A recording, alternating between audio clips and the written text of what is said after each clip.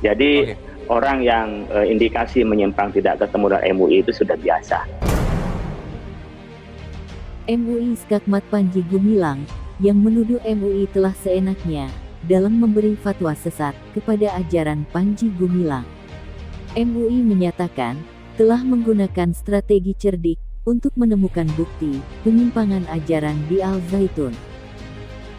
Ada omongan bahwa MUI juga mengadakan penelitian tahun 2002, tapi tidak pernah menginjakkan kaki di sini.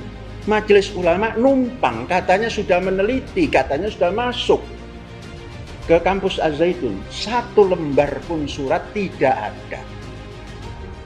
Penipuan yang menghasut dan mengguncangkan orang banyak. Kemudian datang MUI, katanya sudah meneliti, bohong. Tidak ada. Katanya sudah masuk kampus, tidak ada. Sekarang yang ada nama MUI, kami tidak terima. Kita sebut dalam terminologi agama disebut dengan istiqra, melakukan penelitian, klarifikasi dan validasi, bahkan mungkin melakukan tabayun ya kepada yang bersangkutan untuk menjadikan pijakan yang sebenarnya. Tapi nyatanya kan yang bersangkutan tidak mau bertemu dengan MUI, meskipun sebenarnya pernah ketemu dengan MUI beberapa waktu lalu, cuman dia tidak memahami kalau depannya itu adalah orang MUI gitu ya. Tapi secara formal atas nama lembaga bertabayun langsung dia belum bersedia untuk menerima MUI, dan itu sudah biasa. MUI dulu ketika dengan Ghafatar juga begitu, nggak mau tabayun dengan MUI. Begitu juga dulu ketika Musaddiq sebenarnya yang ngaku Nabi juga nggak mau tabayun dengan MUI. Jadi orang yang indikasi menyimpang tidak ketemu dengan MUI itu sudah biasa. Jadi kita kan sudah melalui dulu klarifikasi tidak mau, kemudian kita sudah bisa mendapatkan data-data dari yang sekitar, mulai dari masyarakat sekitar, termasuk yang berkata kepada orang sekitar. Sekarang kan lebih mudah, artinya digital itu bisa dijadikan asalkan utuh dan bisa dipastikan itu valid, itu bisa dijadikan pijakan untuk kita memutuskan hukum. Hanya saja lebih valid manakala dikonfrontasi atau divalidasi dan diklarifikasi kepada yang bersangkutan. Tapi ketika tidak bisa menemui, sementara kita sudah menerima, umpamanya dari tadi hasil investigasi di Jawa Barat ya, provinsi yang dibentuk oleh gubernur menyatakan itu ada indikasi, sehingga dari data-data sekitar yang kita peroleh itu bisa jadikan pijakan untuk mengeluarkan fatwanya. Contoh umpamanya fatwa yang disampaikan oleh MUI tanpa klarifikasi ketika Panji Gumilang mengatakan kita akan nanti ada khotib dari perempuan. Kita menyampaikan kalau khotib perempuan untuk jamaah perempuan saya pikir sah dan boleh. Tapi ketika jamaahnya laki-laki itu tidak sah. Itu sudah dikeluarkan dalam fatwa nomor 23 tahun 2023. Kemarin 2 minggu lalu kita sudah keluarkan fatwanya berkenaan dengan hukum sholat Jumat khotibnya perempuan, jamaahnya laki-laki hukumnya tidak sah.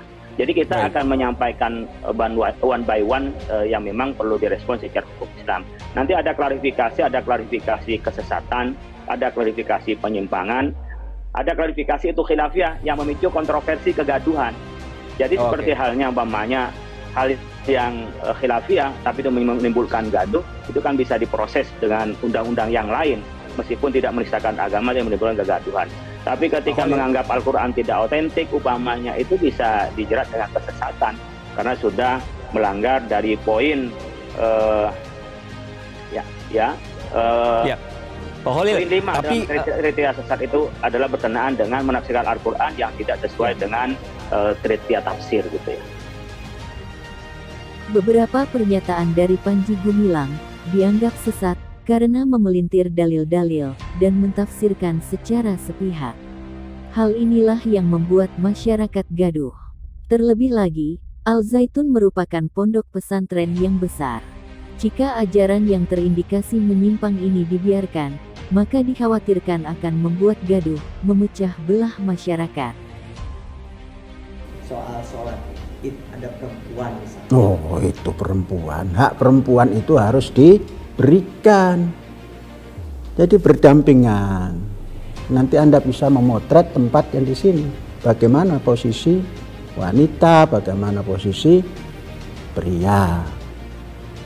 Jadi mensejajarkan. Karena memang harus begitu. Al-muslimun wal muslimat. al-mu'minun wal mu'minat. Tidak pernah dibelakangkan. Jadi perempuan ada di saf laki-laki itu? Bukan di saf laki-laki, berjajar. Berjajar. Statement Panji Gumilang itu dengan tegas saya katakan sangat mengganggu keadaban publik dan memunculkan kontroversi. Oleh sebab itu, saya langsung meminta agar Kepala Kanwil Kementerian Agama Provinsi Jawa Barat langsung datang. Nah, kenapa? Karena di sana adalah pesantren, lembaga pesantren yang ada lembaga pendidikannya kebetulan di bawah Kementerian Agama untuk meneliti bagaimana kurikulumnya, bagaimana muatannya dan lain sebagainya. Statement dari Panji Gumilang lah yang sebenarnya seolah-olah menantang kesadaran publik bahwa apa yang dikatakannya itu membuat tafsir-tafsir sepihak. Lalu dia tidak mempertanggungjawabkannya secara argumentatif, metodologi dan lain sebagainya. Dan ini sangat kontraproduktif karena berkaitan juga dengan tahun ajaran baru ya. Kalau di pesantren banyak orang, saya dapat masukan dari Medan, dari mana orang meragukan kembali pesantren. Padahal hari ini pesantren memiliki banyak keunggulan dan keistimewaan. Maka saya bilang, tolong hentikan komentar kontraproduktif. Tunjukkan kembali Zaitun yang katanya membangun karakter keislaman, karakter keindonesiaan. Kita tidak ingin Jawa Barat tiba-tiba ternodai dengan kehadiran Zaitun di tengah-tengah masyarakat dengan cara kontroversial seperti itu. Nah, yang ketiga, saya menyayangkan ya seorang Panji Gumilang yang senior, tiba-tiba dia meremehkan institusi MUI, Polri, lalu dia membuat tafsir seolah-olah kita dianggap bodoh dengan soal tafsir soal anjing, soal perempuan jadi imam di hadapan laki-laki dan lain sebagainya. Nah, ini sebenarnya saya langsung ngobrol dengan Pak Mahfud MD ketika acara musyawarah kerja di Lewi Munding di Majalengka. Saya bilang, Prof, ini harus cepat diselesaikan, harus turun tangan. Anggota Komisi 8 DPR RI menyatakan, Panji Gumilang telah menganggap semua masyarakat bodoh dan tidak memahami tafsir yang sebenarnya dari dalil-dalil Al-Quran yang telah diselewengkan oleh Panji Gumilang. Sehingga menurut ulama, sanad dalam mempelajari ilmu agama harus diperhatikan betul, benar-benar sampai kepada Rasulullah. Terkait dengan sanad ilmu agama ini, Kiai Haji Reza Ahmad Zahid dari pesantren Lirboyo menegaskan bahwa pentingnya sanad dalam belajar agama adalah ilmu yang didapatkan bisa dipertanggungjawabkan. Ilmu tanpa sanad adalah sangat berbahaya. Kalau tidak ada sanad dalam keilmuan, maka orang yang mengatakan sesuatu, dia akan berkata sesuka hatinya, tegasnya.